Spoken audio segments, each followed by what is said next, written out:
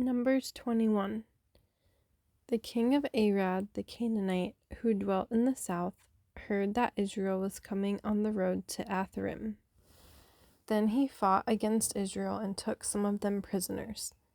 So Israel made a vow to the Lord and said, "If you will indeed deliver this people into my hand, then I will utterly destroy their cities." And the Lord listened to the voice of Israel and delivered up the Canaanites, and they utterly destroyed them and their cities. So the name of that place was called Hormah. Then they journeyed from Mount Hor by the way of the Red Sea to go around the land of Edom. And the soul of the people became very discouraged on the way. And the people spoke against God and against Moses. "Why have you brought us up out of Egypt to die in the wilderness? For there is no food and no water, and our soul loathes this worthless bread." So the Lord sent fiery serpents among the people, and they bit the people, and many of the people of Israel died. Therefore the people came to Moses and said, "We have sinned, for we have spoken against the Lord and against you. Pray to the Lord that he take away the serpents from us." So Moses prayed for the people. Then the Lord said to Moses, "Make a fiery serpent and set it on a pole, and it shall be that everyone who is bitten when he looks at it shall live." So Moses made a bronze serpent and put it on a pole, and so it was, if a serpent had bitten anyone, when he looked at the bronze serpent, he lived.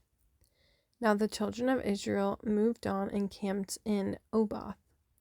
And they journeyed from Oboth and camped at Abarim, in the wilderness which is east of Moab, toward the sunrise. From there they moved and camped in the valley of Zered.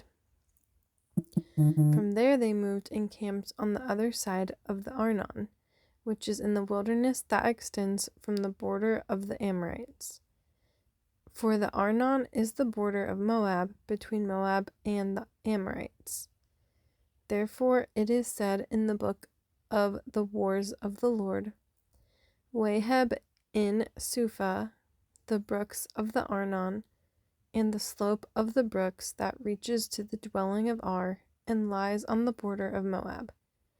From there they went to Beer, which is the well where the Lord said to Moses, "Gather the people together, and I will give them water." Then Israel sang this song: "Spring up, O well, all of you sing to it.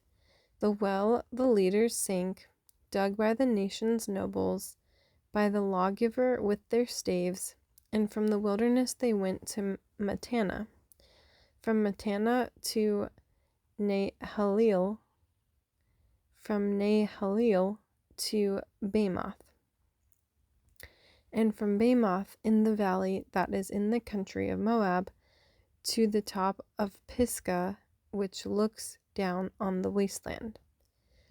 Then Israel sent messengers to Sihon, king of the Amorites, saying, "Let me pass through your land. We will not turn aside into fields or vineyards. We will not drink water from wells. We will go by the king's highway until we have passed through your territory." But Sihon would not allow Israel to pass through his territory. So Sihon gathered all his people together and went out against Israel in the wilderness, and he came to Jahaz and fought against Israel.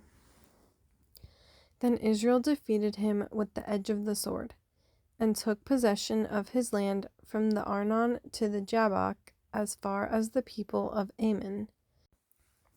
For the border of the people of Ammon was fortified. So Israel took all these cities, and Israel dwelt in all the cities of the Amorites, in Heshbon and in all its villages.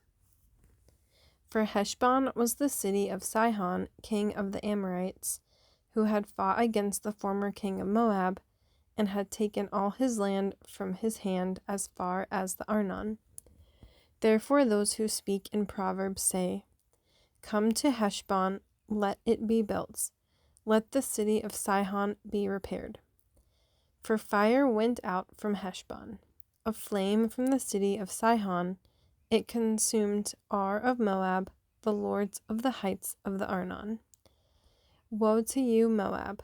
You have perished, O people of Chemosh. He has given his sons as fugitives, and his daughters into captivity, to Sihon, king of the Amorites. But we have shot at them. Heshbon has perished as far as Dibon. Then we laid waste as far as Nophah, which reaches to Medeba. Thus Israel dwelt in the land of the Amorites. Then Moses sent to spy out Jazer, and they took its villages and drove out the Amorites who were there. And they turned and went up by the way to Bashan. So Og, king of Bashan, went out against them, he and all his people, to battle at Edrei. Then the Lord said to Moses, Do not fear him, for I have delivered him into your hand, with all his people and his land. And you shall do to him as you did to Sihon, king of the Amorites, who dwelt at Heshbon.